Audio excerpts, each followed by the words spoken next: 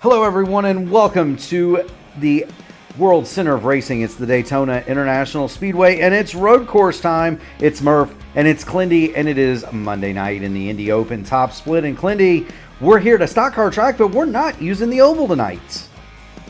Yeah, this has not been a stock car track actually for quite a number of years, Murph. Although the oval itself is for the four-wheeled fendered friends of ours, this international gateway of speed on the inside of this 2.5-mile super speedway is 3.56 miles long and plays host to some of the best endurance and sports car racing in the world. Yes, it does. This track is the same. We're going to be running the same circuit as the 24 Hours of Daytona here tonight. So that means they'll come down the front stretch, and instead of going down the dog leg toward turn number one, they're going to take a left. They're going to go hard left into turn number one of the road course. There's a little chicane that makes up what they call turn two. That's right next to the pit exit. You come out and then you hard right 180 degrees in the first international horseshoe. That's called the Rodriguez International Horseshoe.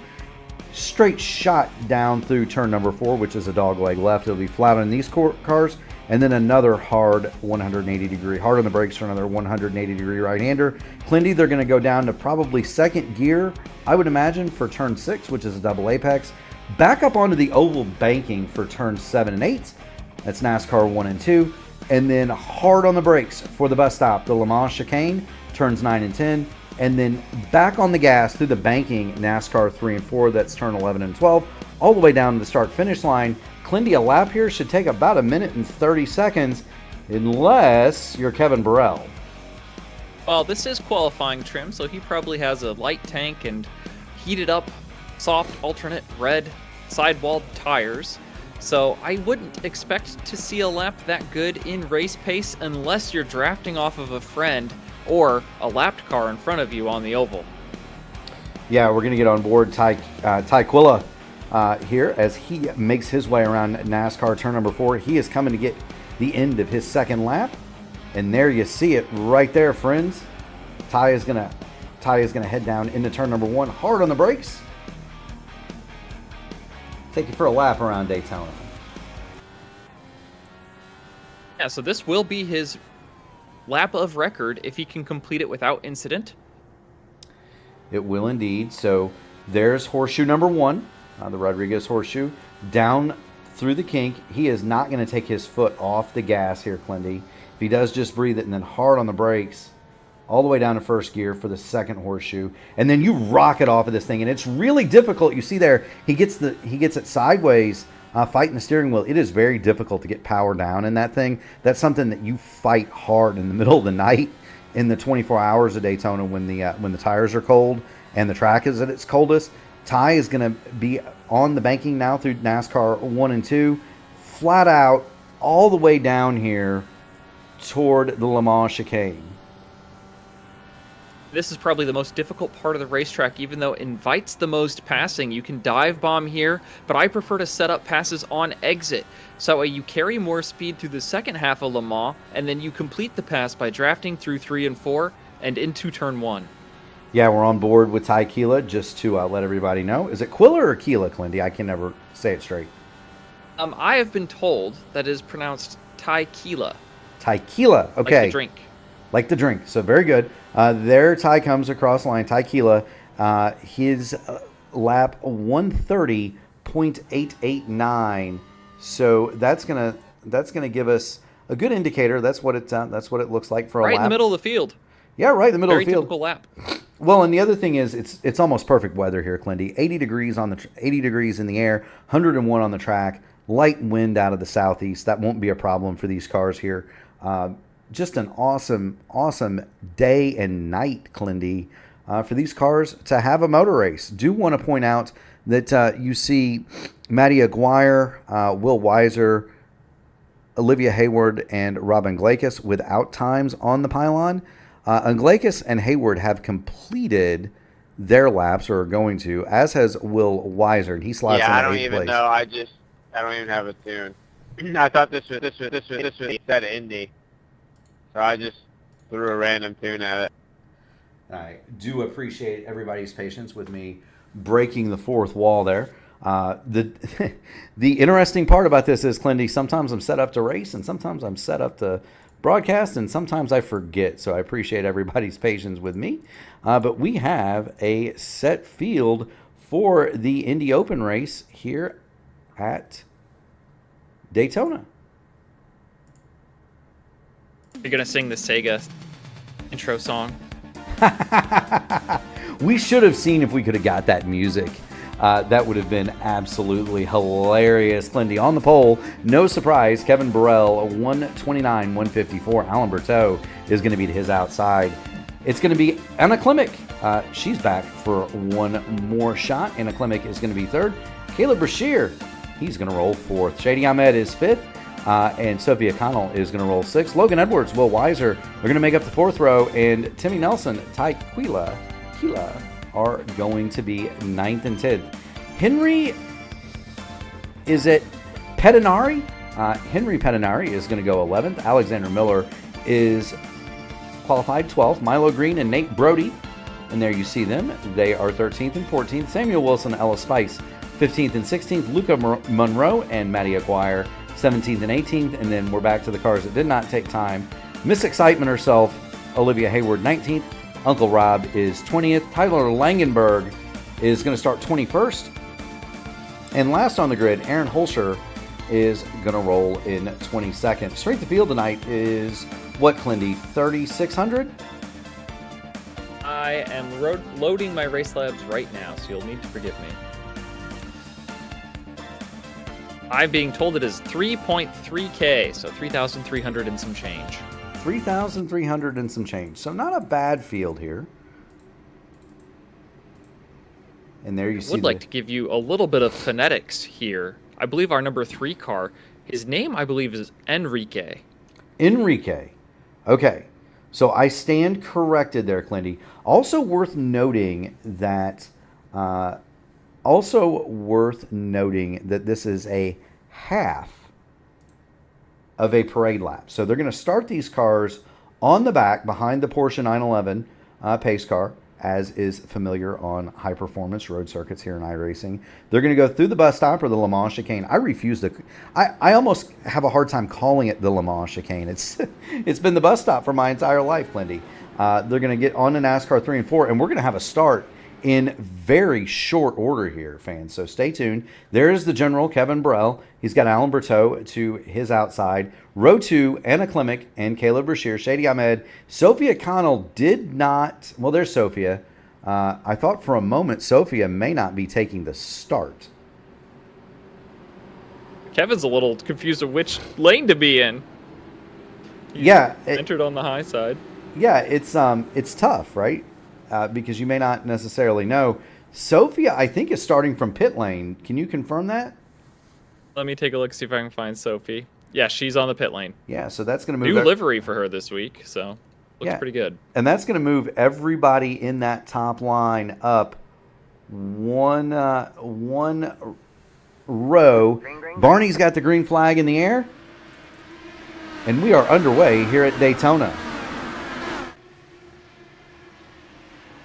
Aikila sends it 3 wide into turn 1, wasting no time. The 22 on his nose may be a good omen. He was the last car in to top split Saturday morning, and he won from 33rd on the grid. And we've got trouble coming into the first International Horseshoe. It's the pink-rimmed car of Nate Brody.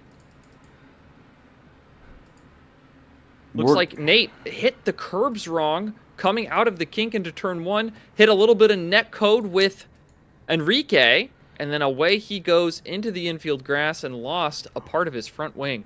Yeah, that was a lot of net code there with Enrique. As you see Nate Brody spin down toward the first International Horseshoe. He gets everything corrected, but you see the parts and the pieces fly there, Clindy. And Nate Brody, and now he's off at turn 6 as well. So a tough start to this race for Nate Brody, and he was one of those drivers that is on the primary compound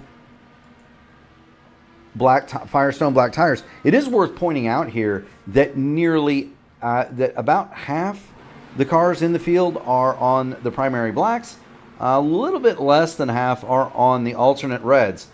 Very tire strategies here, Clindy, and that's not something we often see. No, not at all. We've had some substantial movement here at the beginning. Clemic has asserted herself into second after starting third, so she's up one spot, moving Bertrot back. Ooh, we got a battle back here. Tequila is up 4 spots from 10th to 6th. And don't sleep on Ty, because here he comes. He's made it up into 5th. He rounds up. He makes a big move and rounds up Caleb Brashear. And there we're watching that battle. There goes Ty, but he runs a little bit wide in the second horseshoe, and he's going to lose all of those spots, Clindy. Caleb Brashear gets by. Logan Edwards gets by. Will Weiser gets by. And Enrique Pettinari once through as well. Keela is going to get back to the inside line in the second horseshoe, but he lost a lot of time in the east side of the international horseshoe, Clindy. Whoa, Enrique! No, Pettinari spins! Enrique had a rear wheel lockup. He had too much rear brake bias in the car, and it looks like it's knocked off the front wing of Timothy Nelson. Yeah, we're going to go back and see it. This is kind of where I describe the trouble spot being. It is very difficult, Clindy, to get the power down right here. And unfortunately, for everybody in that line, Enrique Pettinari, he's going to lock the rears up. Watch the rear wheels here, guys. It might have been, was it on the right? It was on the right. The right rear locked up, and around he goes, and that's so easy to do at that spot, especially as the tires are cold. We'll get back up front. Anna Klimek is trying to run down the General Kevin Burrell, and this is something we haven't seen very often, Clindy. She is right on the gearbox of that number 1 machine. Anna Klimek headed toward the front. She just set the purple lap. I think Anna goes by another deer, or oh, whoa, Kevin Burrell's around. You mess with the deer, you get the horns. Ha ha! We have not seen, I don't think I have personally ever seen Kevin Burrell make a mistake on a road circuit, and we just saw one right there. He gets into turn number 3. That's the first horseshoe. That is the Rodriguez horseshoe. He gets, I mean, it just looks like he lit him up on power on corner exit. Around he goes, and Anna Klimek shoots into the lead. Alan Berteau is now second. Shady Ahmed is third. The General Kevin Burrell, he falls all the way back to 8th, 5.8 seconds off the lead, and we'll see what kind of pace he's got in that P1 Docs number 1 machine. But let's give credit where credit was due. Anna Klimek was coming. Yeah, I think Kevin really either was looking at his relative or looking in his mirror, missed his brake marker, and, you know, maybe was looking down to the black box and clipped the curb out of exit, and that's what caused him to spin. Pressure like that does get to you, especially if it's a driver you've not raced around much or didn't expect to be with you. Yeah, most certainly so. So there's Anna Klimek. She leads the race.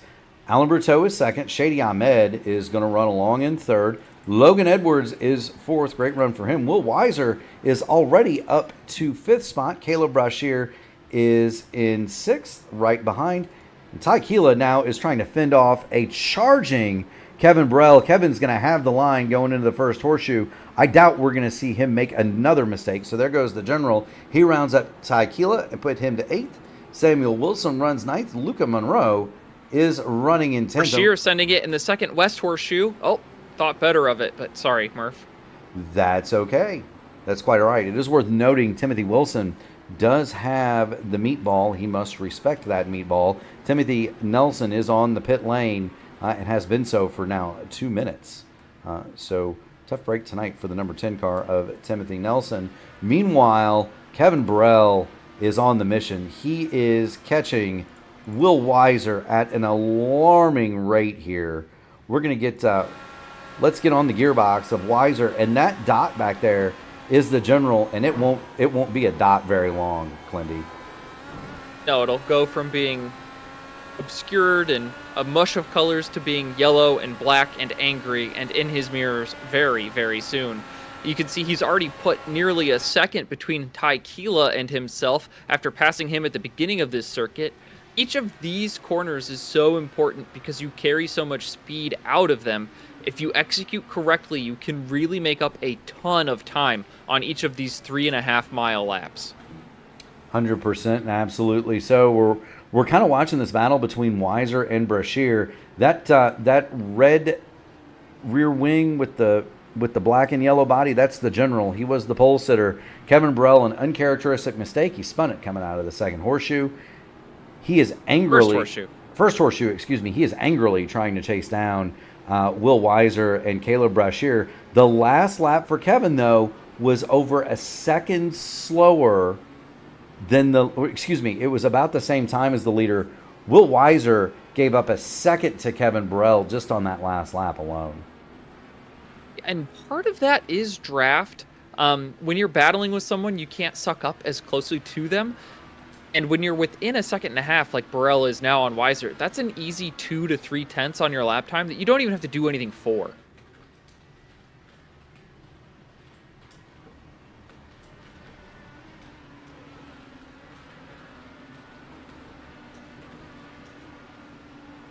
Do want to point out, Clindy, let's flop back and give the leader her due. Anna Klimek leads this race. I think it's the third race she's joined us for this year, and she had some success earlier, but you see her running the high line now to break the draft from Berteau behind. It's about even so long as the car behind you doesn't follow you high, and Allen wasn't quite sure where to go through the high banks of 3 and 4 and through the tri-oval, so the gap remained about the same. Yeah, this race is kind of working a lot like a motorcycle race does here, where the infield is very technical, but unless you are... Here comes Shady Ahmad for second place. Yeah, Shady's going to get... Shady is going to make the run and get through on Alan Berteau. So run Shady Ahmad up to second. This could be an all-new podium. I had just put in the chat, Clindy. This is Anna's third race, as you mentioned. This is the first time that she has led an Indy Open top split, and so give credit where credit is due. She was there to take advantage of the mistake from Kevin Burrell, and she leads the race. I think she forced it. I mean, she didn't bump Kevin or anything, but her presence there in the mirrors, I think, is why Kevin made that slip up. Yeah, and here's Kevin Burrell, and he's looking ahead. He is just as fast, so our fans at home know. He ran 132.259 the last time through.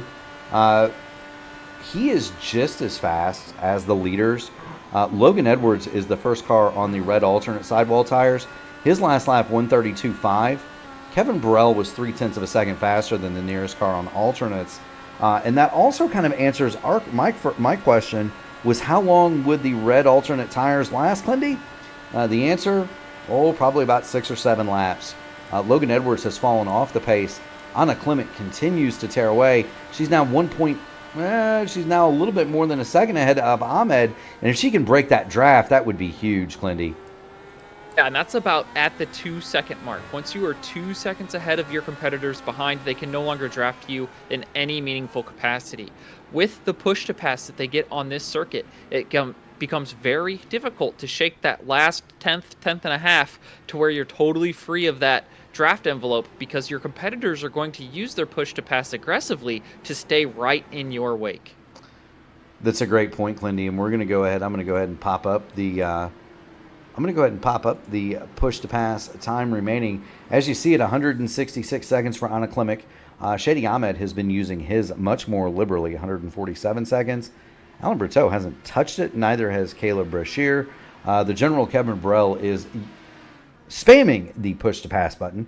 He's 172 seconds, but there's the push to pass status for your leaders, and you can tell when they're on it because the scoring pylon is going to light up green to let you know that that driver is on the push to pass. Meanwhile, we're going to flip back here because the battle between Brashear and Weiser rages. That's also where Kevin Burrell is going to come from. And I got to wonder, when does Will Weiser make the pop on Brashear? And when does Brashear, well, Weiser kind of thought about it, but when is Brashear going to really start to turn up the heat on Logan Edwards? You got to think that those alternate red tires are starting to fade. I mean, he's been consistently inconsistent. His lap times have been varying by about half a second. So some of that is traffic. Some of that is just really nailing the difficult technical portions of this infield section, but we're about to have a 3-car fight for 4th here. And if they don't sort this out quickly, Burrell will pass them all in short order.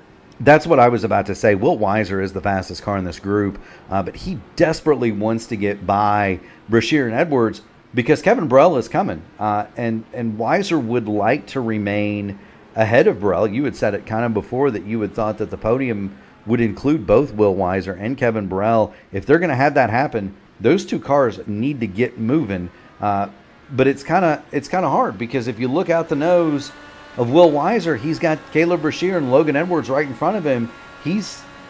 There's not a lot of real estate to make that move. This track is not that wide, Clindy.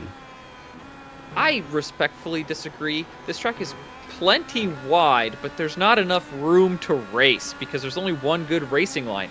And you see that here in 3 and 4. Look at Brashear build this run to the outside, but because the track is so wide, the inside is so much faster.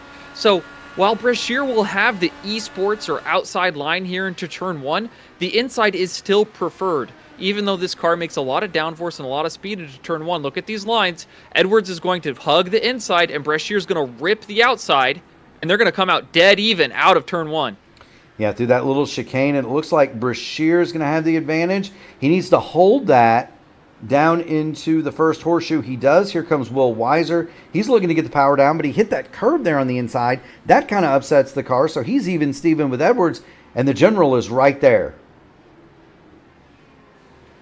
Best laid battle plans, or I mean his backup battle plans perhaps for the general. Not thinking he'd be marching forward from the rear of the field, but nonetheless, his campaign progresses through the field here. It does indeed. Logan Edwards, you saw the alternate tires are just about toast. Roasted. Yeah, they're about toast on that number 6. And so Kevin Burrell is going to make it through. Burrell is going to have the position, and now he's squarely in the draft of Will Weiser, and Weiser desperately wants to get through on the car of Caleb Brashear because, again, he knows Kevin's coming. And Kevin's going to set down a huge top speed here down the front straight while these cars are side by side like they are. They're punching a gigantic hole in the air for him. Meanwhile, behind Burrell, we're going to have a 2-car green car fight for 8th as Tykeela and Alex Miller are going to duke it out here, screaming down the front stretch. Miller looks to the outside, has a huge run, and they draw even. Miller ahead at the start-finish. Not quite clear. Almost clear. You're clear now, Alex. Take whatever line you want. Not so fast, my friend. Well, he made it. I think Ty backed off a little bit early there to let him have it. Maybe discretion, the better part of valor there for Tykeela. Meanwhile, the battle up front rages. Will Weiser has now gotten past Shady Ahmed. Ahmed immediately has company in the form of Caleb Brashear and Kevin Burrell. So move Weiser to 3rd. Shady Ahmed back to 4th. He is immediately under fire from Brashear and Burrell. And Logan Edwards still lurks. If there's contact here, that could spell trouble. Meanwhile, Alan Berteau back at the front has begun to reel Anna Klimek in ever so slightly. It was up to 1.1 second. That gap has now been halved. It's down to 0.6. And so Alan Berteau. So actually, Murph, while I was gawking over the green cars, Ahmad had actually passed Klimek down the front stretch and into the first horseshoe, went wide. And that's why he's back there now. He had taken the lead for about a corner and a half. And now he has suffered the fate of pushing his tires too hard. So there's the answer. Lith Fox had chimed in and asked what exactly happened to Shady Ahmed. Pushed his stuff too hard, ran wide at the first corner. He is now the jam car, and they are all over him. There's Ahmad down on the bottom. Will Weiser is going to try to round him up around the outside. Meanwhile, the general, Kevin Burrell, has gotten through Caleb Brashear, and so move Kevin Burrell to 5th. Weiser, though, he's looking high, he's looking low, he's looking left, he looks right. He cannot do anything to get by Shady Ahmed. Ahmed, perfect placement on his automobile, through the kink, trying to hold off the charge from Will Weiser. And again, these are perfect examples of the track being plenty wide to be 3 wide, but the only fast place to be is the racing line. It is indeed. Going through turn number 6, Shady Ahmed leads Will Weiser. You got to wonder, though, how much longer is Weiser going to let this stand? Is he going to break out the push to pass, get the slingshot, get the preferred line down into the bus stop, the Le Mans chicane? Here he comes. He's on the inside, Clindy. Let's see how bold Ahmad is here. You can really dive deep, but Will Weiser has him clear. Burrell checks up early. He's going to prioritize exit. Let's see what type of a slingshot he can build. His exit was not perfect. Ahmad is actually going to have a little bit of a breakaway here. Yeah, I had thought, Clindy, that I thought that was about right, that Shady Ahmad let Weiser go there, discretion being the better part of valor. Let's not push it any harder than we can. Just get in behind Weiser, tuck in, and maybe that's your best chance to hold off Kevin Burrell. Not so, though. Burrell way around the outside. He's almost off the racetrack into the runoff over there. Can't quite make the move stick. Shady Ahmed. Brashear saying, why don't you guys all pile up and I'll pick up 3 spots for the price of 1? Yeah. No, well, that's no joke. Meanwhile, Brashear runs it wide. Logan Edwards is still here. What a fight for the back part of the podium.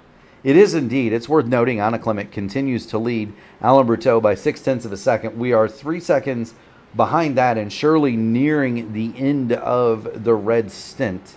We have not yet had any pit stops from our front runners. Matty Aguirre and Ella Spice did stop early with wing damage. Timothy Nelson remains on pit lane with, Timothy Nelson is back out on the racetrack now, 8 laps in arrears. We're watching Shady Ahmed circulate here. Will Weiser is the lead of this train as they head down toward the bus stop one more time, Clindy.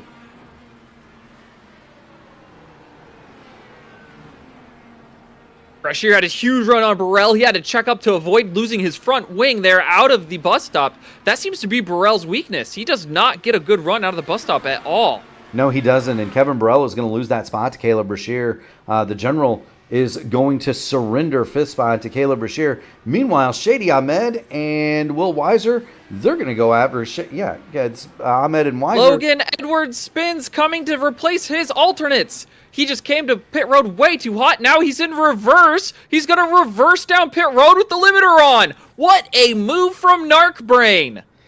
Yeah, that's Look at this J-turn. Go, Logan, go.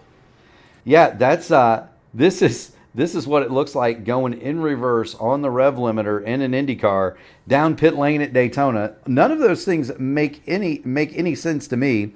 Although I have seen, is it the great Josh Chin, the king of chins? That look at that. That's perfect. That belongs in a commercial, Clindy. Yeah, he didn't even speed. No black flags. That was amazing. And not only that, he did it several spots before his box so that he lost minimal time. I mean, it's still going to cost him 46 seconds on the pit lane, so it cost him about 7 seconds. It's not like that was free, but it could have been a lot worse, Clindy. Meanwhile, we need to get back up here because the battle for the front rages. Shady Ahmed, Caleb Brashear, Kevin Burrell, Will Weiser, they're all right on top of each other, and they continue to be so, Clindy. Absolutely, and that's the power of the draft here on the high banks for a majority of the distance here. While the technical infield is really, really, really tough to get through and very, very slow, if you're within spitting distance of the cars in front of you, you just get stuck into these packs. You see it in the Daytona 24, and you see it here, or even in the Miata races they run that accompany IMSA. Yeah, and that's always a huge, it's always a huge thing in the 24 hours. This being an open setup, race, there are drivers out here that they've got to compromise. There are guys that are going to have low downforce setups. There are going to be drivers that have high downforce setups to get through that middle infield section. The weather here is absolutely picture perfect. It's 81 in the air, 105 on the track. Perfect conditions to make grip, Clindy, and you got to kind of think about it, from the perspective of these competitors. What would you rather have, speed through the high banks or speed through the infield? It's like you said, you kind of make the lap time on the infield, Clindy, but you make the passes on the banking. You do indeed. When we did the 24, our philosophy was have a car that is stable and doesn't spin out in the infield and just survive through the high banks. Like, pick onto a car that's just ever slower than you in the infield, but trimmed out for the straights, and let them be your motor. It worked out for us all right. I think we got a top 10 in our Daytona 24 split. Yeah. I think Burrell got a penalty for cutting the course, so he's running the high line to try to serve that. I think he's trying to shore up his poor exit out of the bus stop, and he just took a little too much. Yeah, let's watch him. Here he goes through the bus stop. Looks good there. Looks good here. It's always right here, though, Clindy. And there it is. The full car width over the curb. And so the general is going to need to serve a little bit of a penalty. That's not going to hurt him too bad. He only loses a second to the battle in front. But the battle in front continues to be hot, hot, hot. Will Weiser is in third. Weiser has pulled away just a little bit. Nate Brody has a black flag, too fast entering pit road, and so that's going to hurt the man running 13th. But the battle here still rages. The drivers cannot get away from each other, and now they've got a lap car. That's Matty Aguirre. Yeah, they've got a lap car Matty Aguirre that's put himself into this battle. But the battle still rages, Clindy. Yeah, I mean, why wouldn't it? This track is amazing. We need to come here more often. You know, it is a lot of fun. There was a feasibility study, 2006, 2007, something like that, where the IndyCars were brought here and did a feasibility test. I recall Tony Kanaan turning laps here in the 711 car, so the time frame is about right. But there was a whole thought that they could stage an IndyCar race here. I think the ownership of this track would maybe take umbrage with the cars here. It looks like Anna Klemic is on pit road, and Bertrot will inherit the lead. Absolutely. So we're watching Shady Ahmed come in. No, I mean it was a full thing. It was during. I don't know if it was during Daytona 500 week or if it was the July race they did that, but it was a fully sanctioned feasibility test to run the IndyCars here. They said that if they did come here, they wouldn't be able to run the full oval. That they would have to use the motorcycle course, which is different than this one. So there's a NASCAR road course here, which has a chicane before pit entry. That of course, has been run, but where they do the Daytona 200, Clindy, that track is a little bit different. It's all at the same venue, right? Just slightly different layouts. You can cut these things up 100 different ways, but the speed and safety of the drivers is probably paramount. It is. So what they do on the bikes is instead of making use of the second horseshoe and then going around the banking in turns 1 and 2, they take a cutoff and avoid NASCAR 1 and 2 entirely. Get back on the backstretch. Come out on the backstretch. Yeah, and then they do the bus stop, and then they do use NASCAR 3 and 4, as we see Alan Berteau come in. But that would have been the layout that the IndyCars would have used had they come here. They would not have used the full 24-hour layout. It just would have been too much. The transitions just aren't quite there coming off of turn 6. And so Alan Berteau is in the pit lane. Kevin Burrell is going to assume the lead. However, briefly, that's just on pit stops. Burrell is getting his red tires. Alan Berteau has them. Caleb Brashear is going to beat both of them off a pit lane. Caleb Brashear is going to beat Burrell off a pit lane. Anna Klemic is out on the track. She's racing Berteau for the lead, and here it is. Berteau has it. Klemic's right behind. This is deja vu for Klemic as she stalked Burrell from this position earlier. Her red sidewall tires will be up to temp and ready to rip here through the last part of this technical infield. Let's make sure Alan doesn't make a mistake and open himself up for a dive bomb. Well, there a little wide there. Here comes Anna. Yeah, you saw it, Clindy. Berteau just couldn't quite get the power down on the cold alternate tires. Klemic is going to have a great shot in the draft coming down through NASCAR 1 and 2 toward the Le Mans chicane. And if not there, she's going to have a much better shot going down into turn 1. If she doesn't get in by then, though, Bertot's alternate tires are going to be hot, and then it's going to be very difficult for Anna Klimek to get past. And so, watching and being... If you'd like to see a horror story, go ahead and watch what happened to Timothy Nelson in turn 1 and Ty Keela's view of it this last lap by. All right, so we will oblige. You said turn number 1? Turn 1 for Timothy Nelson on his lap 9. All right, so here's Timothy Nelson. He's going down the main straightaway, and we're going to see exactly what has befallen our man in 22nd. Anna Klimek has just made the pass on Alain Berthaud, by the way. So Klimek is going to go for the lead. We're referencing the number 10 car of Timothy Nelson. He gets really wide. Oh, Berthaud got in the back of Klimek. I'm so sorry, Murph, to have you go everywhere. That's okay. We're gonna I think they straightened it out. They did. We're looking back on the front wing of Alain Berthaud. These two have been after it in the battle for the lead. I don't see any damage on the front wing of Alain Berthaud, and so they may have gotten away with it. Timothy Nelson, by the way, is back on pit lane for a black flag. Do want to thank everybody for watching the IndyCar Open Top Split here on the P1 Broadcasting Channel. My apologies for my camera shakiness. I think this is the first time I've ever called a race here, Clindy. We have 11 laps to go. Anna Klimek is your leader. Alain Berthaud second, Caleb Brashear third, Shady Ahmed fourth. The general Kevin Burrell spins out of the lead early. He is recovered to fifth, and that's a battle that still rages. Burrell has gotten past Will Weiser. He's pulled up on the back of Shady Ahmed, but Ahmed has the help from Caleb Brashear in front of him. Don't mean to cut away from the lead, but this battle still goes on as well. Yeah, they're about to get tag teamed. Burrell says, I don't care if there are two of you. I'm faster than you both together.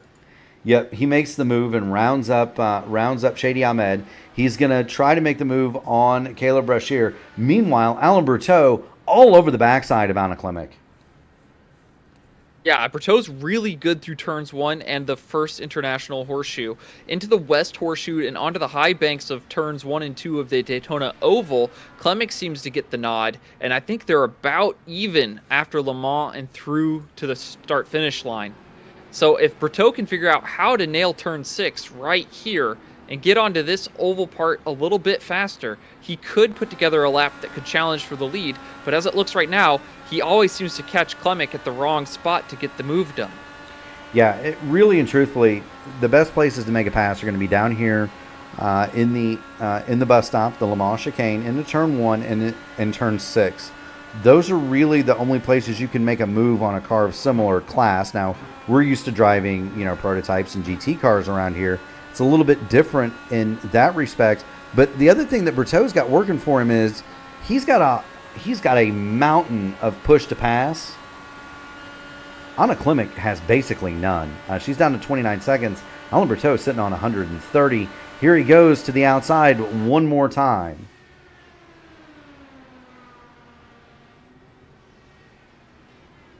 That's the esports line you'll see teams like Redline and Williams taking in the prototypes. Oh, Berthaud does have a damaged right front wing plane.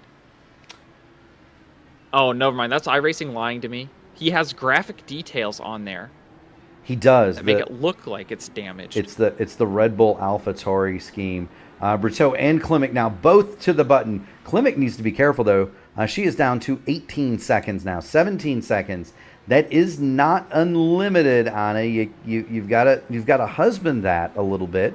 2 more seconds for each lap, Murph. That's all she needs.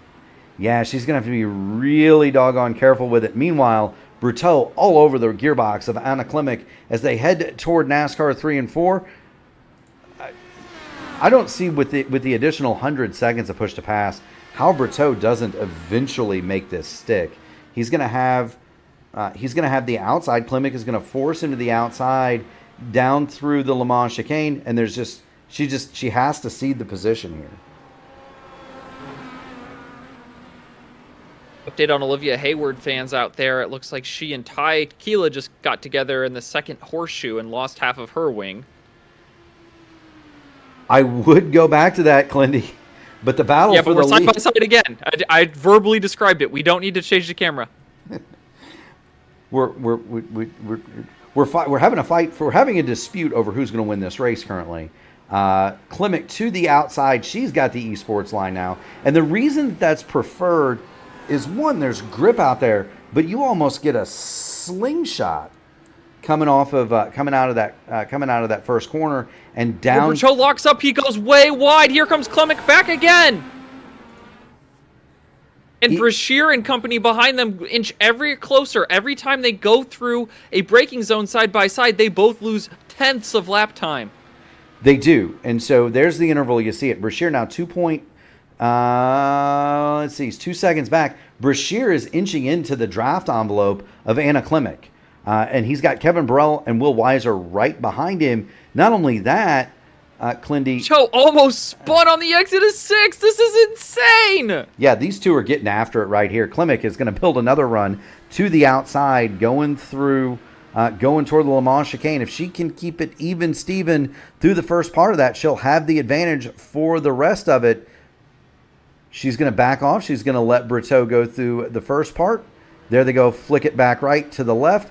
And now Anna Klimek is going to try to build the run. The problem for her is Alan Berto has such a huge push-to-pass advantage. But even that's not enough to overcome the draft, Clindy. Here she comes. Yeah, you only can use the push-to-pass to break away from another car when you're already at the edge of the draft envelope. When they're right up in your gearbox, you cannot stop the vacuum your car creates. That buffering low-pressure system behind your wing will always make the car behind you much, much faster.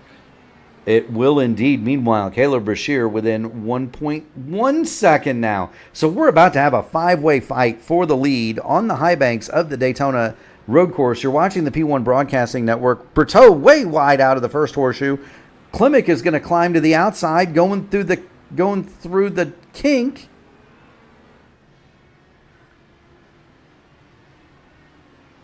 Klimek is going to pinch Berto down through the second horseshoe, and Brashear is now here. Yeah, so the fight that these two have put on, and it's been a good one, has allowed Brashear, Burrell, and Weiser to sneak back into this shot. And I think, Clindy, your predicted podium may yet come true. There are only 2 cars in the way, so we'll see what happens to Klimek and Brashear. But I'm rooting for everybody to have a good time. They're putting on a whale of a show. Yeah, this has been one of the more entertaining road events that we've had the pleasure of covering here on the P1 Broadcasting Channel. Of course, most of the races that you see, either Tuesday night oval top split, the Wednesday night Horizon Series, of course Thursday and Friday being NASCAR races. Most of the races that we see here are on ovals, and so this has been one of the more highly entertaining road events. Klimek to the outside one more time. She's on the button again, down to 10 seconds. To the outside. 2 seconds a lap, Murph, just like I'm saying.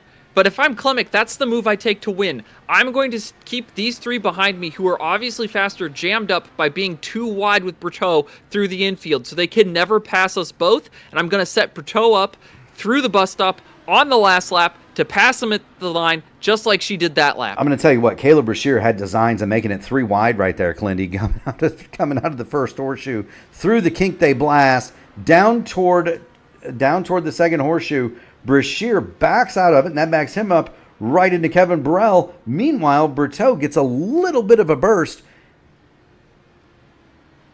and gets away from Klimek just a little bit. Here they come back toward NASCAR 1 and 2. 6 laps to go, Clindy. It's anybody's race among the top 5 now. You cannot pick a favorite. They have all showed different speeds in different areas of the racetrack over different parts of the run. This is the beauty of an open setup race. Each of these drivers have massaged their machines to be exceptional at different parts of this racetrack. Yes, they have. Through the Le Mans chicane one more time. Klimek closes up on the back of Brashear. Can she finally make that move stick? Or, excuse me, Berto. Can she finally make that move stick? Meanwhile, Caleb Brashear is on the button. Just out of the horseshoe, so he's going to try to make a run. Klimek a little bit too far back this time. She needs to pressure Berteau, and now the snake begins. We're going to start the dragon, Clindy, with 5 laps to go here at Daytona. Here comes Burrell to the outside. He's going to take the esports line. Clement goes all the way to the white line. Berteau plays the middle. Burrell slides out wide. He's going to lose to Brashear, and Weiser puts himself in position, but Burrell cuts him off. Now Weiser's going to try to go around the outside to round up the general, but that isn't going to work. Kevin Burrell retains 4th place. Meanwhile, the battle rages between Berteau and Klimek in the top spot. Brashear gets a reprieve from the attack of Kevin Burrell, although that's gonna be temporary. One corner, one straightaway. That is how insane this race course is. It's like they're rubber banding, like in Mario Kart. Yeah, it is. Now, Brashear runs a little bit wide coming out of the double apex turn number 6. That's going to pull Kevin Burrell right to his rear wing. Meanwhile, Klimek, she's going to have another run toward Alan Berteau here, coming out of NASCAR 1 and 2, down toward the chicane. Looks to the outside, thinks better of it, sets up for a good entry into Le Mans bus stop. Yeah, what she needs and she's going to have a great exit this time. Yeah, that's what she needs to do. This is going to be a situation where they're going to come off of here. They're going to have a drag race off the Le Mans chicane, and I don't know if I want to be leading when you come off of that Le Mans chicane on the last lap, Clindy. Brashear just thought about putting them 3 wide, either on the apron or between the 2 leaders. He doesn't know where to go. Yeah, so the answer is why are none of them using the proper esports line, which is way out wider than that on entry? The reason is these cars don't need to. They produce quite a bit more downforce than even the IMSA prototypes, and so there's so much grip for these cars. And Klimek slides. No! Burrell is through, Weiser's through, Brashear had to check up, and now that's going to promote Kevin Burrell to second. Alan Berteau has the lead, but now he's got the general right behind him and flipped that push-to-pass advantage because Kevin Burrell has it over Alan Berteau by 7 seconds. Will Weiser has twice as much nearly as both Burrell and Berteau. Meanwhile, Klimek, she's going to try to get the spot back on Alan Berteau, or on Will Weiser now. Klimek is not done fighting. Burrell got out of 6 slowly. Weiser is there. Klimek is lurking, and Brashear in arrears. Let's see how they arrange themselves coming into Le Mans as we wind down these laps in the closing stages of the Daytona road course event. We do indeed. Brashear now looking to the inside of Klimek. He is indeed. Klimek goes wide, and I wonder if her alternate tires have just about had it. She's going to go.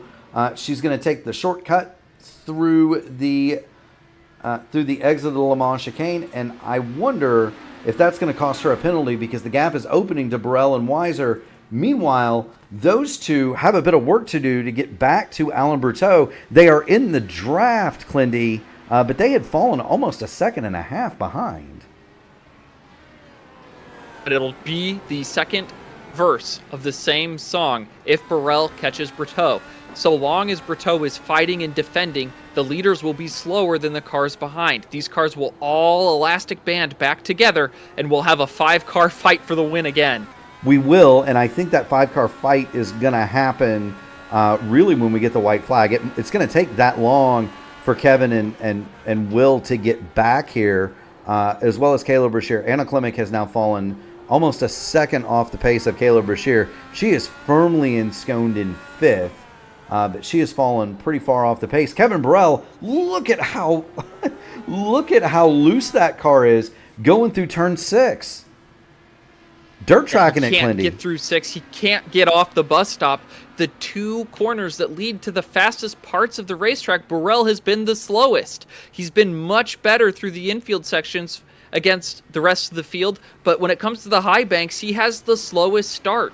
You know, given how much he closes in on Alan Berteau, I wonder I wonder if Kevin isn't downforce for a slow downforce. Yeah, I wonder if he's not. I wonder if he's carrying a lot less rear wing because he just eats Berteau alive coming down the straightaways. But then it is awfully difficult for the general, and right along with him, it's awfully difficult for him. Just as you said, exit of the bus stop. The horseshoes are pretty lively for him. See, now he's kind of closing in on that esports line, but he still needs to be, if you were talking about If we were talking about that line out there, need to be another 2 or 3 car widths out there. But again, these cars don't need to do that because they have so much more downforce. But there you see it, opposite lock going off at turn number 4. And that costs you time when you're sliding and spinning the tires like that, Clindy. You just can't get the power down on corner exit. Yeah, and it hurts your long run pace as well. So Will Weiser's definitely seeing this, making a mental note, seeing if he can use Burrell's weakness to get by him to launch a charge against Alan as we come to take the white flag next time by. There he is. Oh, Burrell again out of shape on 6. Yeah. I think Alan's got this. I don't know, Clindy. I don't know. Burrell was half a second a lap quicker the last time through. So if that holds, even as Burrell is sliding around and having all sorts of problems getting the power down off of the low speed exits, he's still by virtue of having, we think, less downforce and the benefit of the draft, he is still catching Boutreau. And here's the thing. He's going to have more push to pass when he gets there. This is a dry run for the finish. Yeah, here it is. The general's there. He's going to the outside. Here he comes, Clindy. He is clear of Alan, but Alan sends it into 1. Yep. Now watch the switchback here. Watch the switchback. Here comes Burrell. He's going to try to get up the inside. Not anything to do there. Not enough grip on corner exit. Weiser looks to Burrell's outside. He's going to pinch him down through the horseshoe. Brashear is there to take Weiser's wide line away and sneak by on the inside. It's now a 2-car race for the lead. It is. Actually, Brashear is going to be in position as well. It is. Brashear is going to close back up through Daytona 1 and 2. He may have a chance to snag something coming to the finish line. It's not a bad thing here to be second or third. You're going to have a huge run. You're going to have a huge run coming off of the horseshoe, or off of the Le Mans chicane down toward the start-finish line. How can Kevin Burrell do it? He's got half a second. That's going to accordion together here. Berteau drops down to the inside. He's trying to break the draft. Burrell doesn't bite. 3/10 is the gap on entry to... Oh, Burrell did not get a good exit out of the bus stop. He went too hard through the middle. He's a little far back, but this is how far back he was last lap. It looks like Will Weiser got a slowdown. Clemick will move up to 4th, but the battle will be at the front. Will Burrell be able to catch Berteau as they scream towards the finish line at Daytona International Raceway? It's going to be Berteau first across the line, Burrell second, and Brashear third. What a fight for the finish. It was indeed, and give credit where credit is due. Alan Berteau from second on the grid. He'll win it from the general Kevin Burrell. The front row flops. Caleb Brashear brings it home. A fine third, Clindy. How about that? And what could have been for Anna Clemick, one lockup that gave her the lead and one lockup that lost it, came home with 4th, and what a well-fought display for that deer speckled car. Indeed, indeed.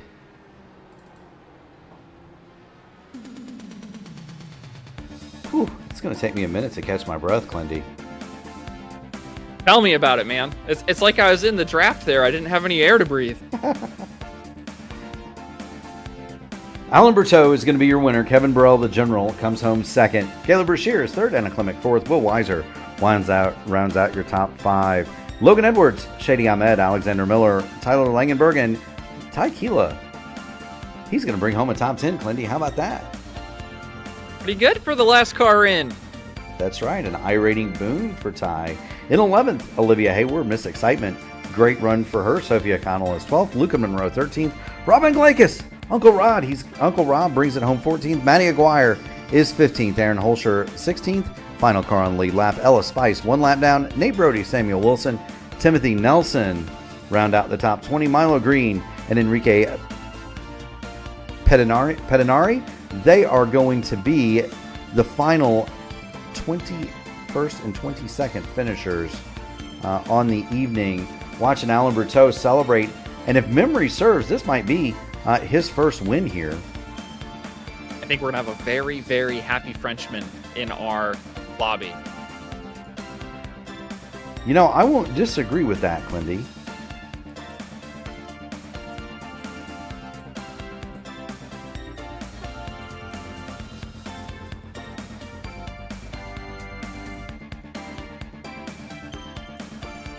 Well, the waiting room is empty, so we will give them just a moment. I'd be willing to bet that these guys are. I'd be willing to bet that these guys are pretty tired after that, and so make sure we give them a few minutes here.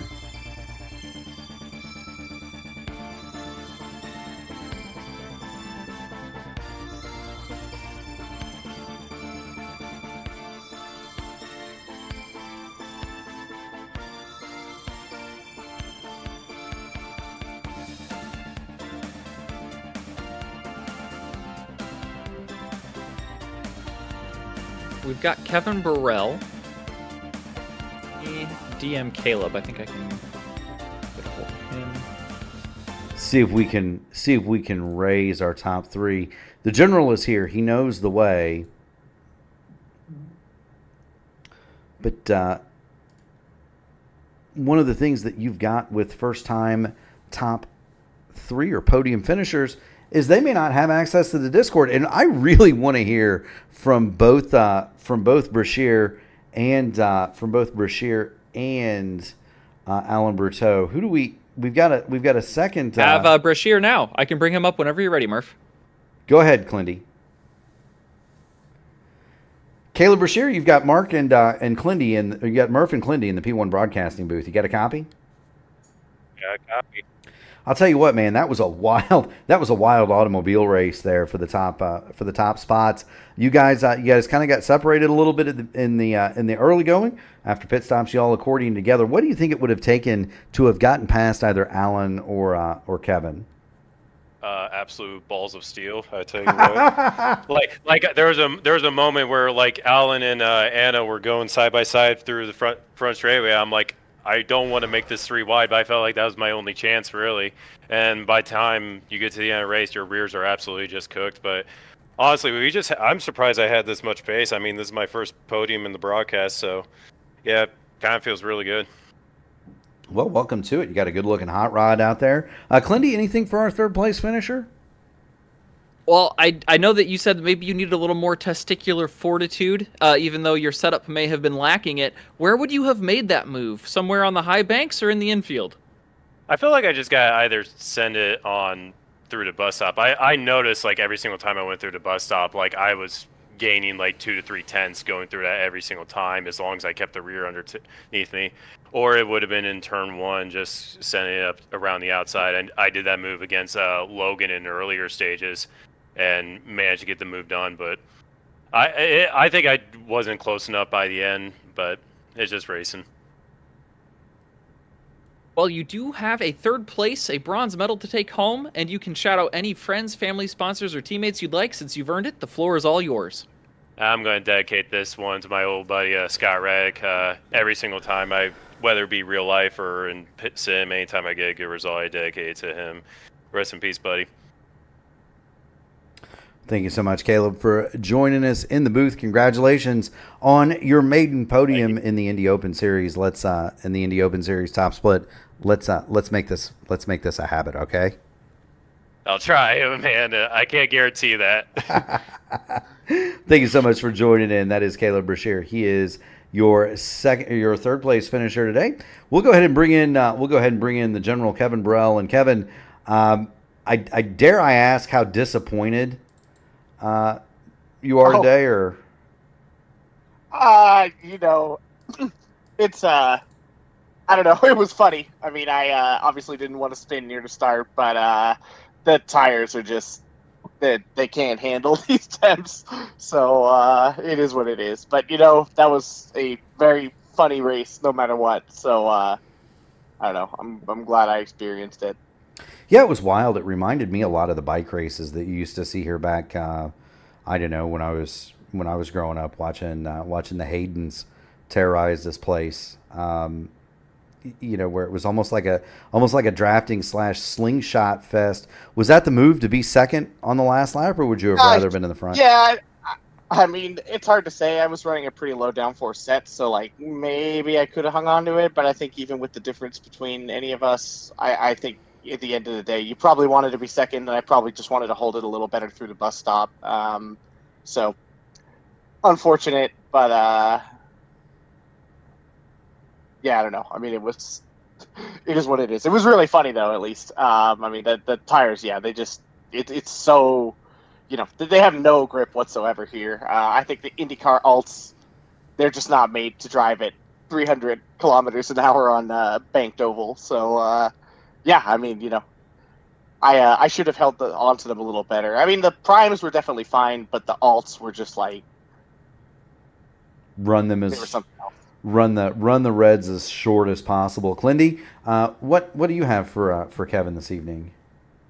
I just want to thank you, Kevin, for putting on a great show. You said it was kind of funny, but we had a whole lot of fun watching you make up from one little mistake you made and hanging on to that car for dear life out of turn 6 and out of the bus stop every lap. What is it like to try to keep a car under you like that?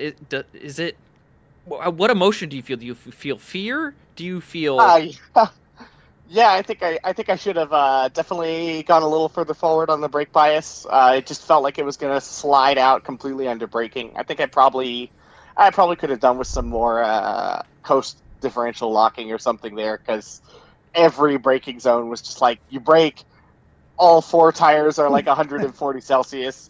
Any turning in at all is just like it's gone. So yeah. Yeah, that's about it, basically. I mean, it's something else. I'll put it that way. Well, I tell you what, watching you burn through the field was definitely something else, and it was worth the price of admission. It was an awfully fun broadcast to do, and I said it. It might have been the best road course race that we've ever covered. It was wild. Yeah, I mean, it's fun. It's honestly pretty fun here. Normally, well, actually, I think the last time we went here was a night race. I think it was a night race, like what? 3 years ago, maybe. 2 years ago, maybe. Yeah, it was something like that. That was fine. Yeah, that was totally fine. The temps are a lot better, but this is just like, it's just a matter of who can not slide under braking, and yeah, it's basically what it is. All right, my man. Well, you know the drill. Friends, family, sponsor, shout-outs. The floor is yours, Kevin. Yeah, I mean, obviously, team, pursue forward. I was glad to at least secure some points today. Looking forward, of course, to the 500. Aren't we all? And, yeah, I mean, yeah, that's basically it. Did you snag one of the fixed races or no, Kev? I did not. I got 7th in the... I got 7th in the broadcast race. Gotcha. So Clindy won one. I wound up on the roof about a mile. I won the Indianapolis 499 last week, so we'll try to go a mile better. Yeah, I mean we were in a good situation with Hamilton, and well, you saw how that ended very unfortunately in the broadcast. But yeah, it is what it is. Always next week, right? But I definitely appreciate your sure. time. Definitely appreciate your team and all that you guys do, and keep going fast, having fun, buddy, and we'll see you at the next one. Thanks. Catch you around. Have a good one. Yes, sir. That is the General Kevin Burrell and Clindy. We do not have Alan Bruchot here, and so unfortunately cannot interview the winner of the race. With that said, it is late in France. He said that he will certainly be here next time. I don't know if that means next week or the next time he podiums, but he said next time for sure. Yeah, and so we'll give him his due. Great looking Daniel Ricciardo scheme on that car. What were your thoughts, Clindy? I thought it was highly entertaining. It was indeed, and Bertrot did have a damaged right front wing plane. I was right. Even though it has that camo colored speckling on it, it was also crinkled up. You can see it right now as the camera gets close to it there. Yeah. It's a little scuffed and bent up, so he was not operating at full capacity and still won this race. What a drive today from Alan. Yes, it was. What a recovery drive from Kevin Burrell. We got to see Anna Klimek. Unfortunately, that one mistake from her cost quite a bit of time. She winds up 4th. But how about Anna? I mean, she's been just 3 races in this series. Anna Klimek nearly brings it home a winner tonight. And Kayla Brashear, it's always awesome to see somebody get their maiden podium in the broadcast. So much fun to hear the excitement in the voice the first time they get to be on the broadcast. We do want to thank everybody who tuned in tonight. A massive audience here tonight for the Daytona road course. Do want to thank all of our sponsors, Whiplash SimCams, for providing the views that we all saw. Next week we are at the big one. It is the Indianapolis Oval. We'll be there Monday night. We are also going to have a full slate of open wheel automobile racing and closed-wheeled automobile racing for you this week here on the P1 Broadcasting Channel. Tomorrow night, Gary Godso and crew are going to have the Indy Oval Open Top Split. That's going to happen at 8:15. No race on Wednesday. The Horizon Series is off until June, and so that's going to give my voice a break. We are going to have Thursday off as well. Friday, we'll be at North Wilkesboro for some pick-em-up truck action, Clindy. And I'm kind of excited about that. That's going to be fun. That's the AMA pre-race at 8:20, race at 8:35. Sam Crow and I will be on the broadcast for that. And then we get to go back to Indianapolis one more time. It's the same broadcast schedule as last time. We're going to have the first race. That's going to be the Friday night affair. And so that'll be on P1 as well, alongside the truck race. Speaking of everybody at P1, I do want to thank all of our friends, all of our family, all of the people who make this possible. Do want to also thank all of the first responders, the police, the fire, the military, the EMTs, the nurses in the emergency room, all those people that do the hard work at night so that I can play race car announcer. We certainly thank you. Clindy, you got to go race. I got to go clean a stove. Yes, we will see these nice people next week. I tell you what, I'll race, you clean the stove. No, I'm not trading. I like the assignments. Rock, scissors, paper? Rock. Good night, everybody.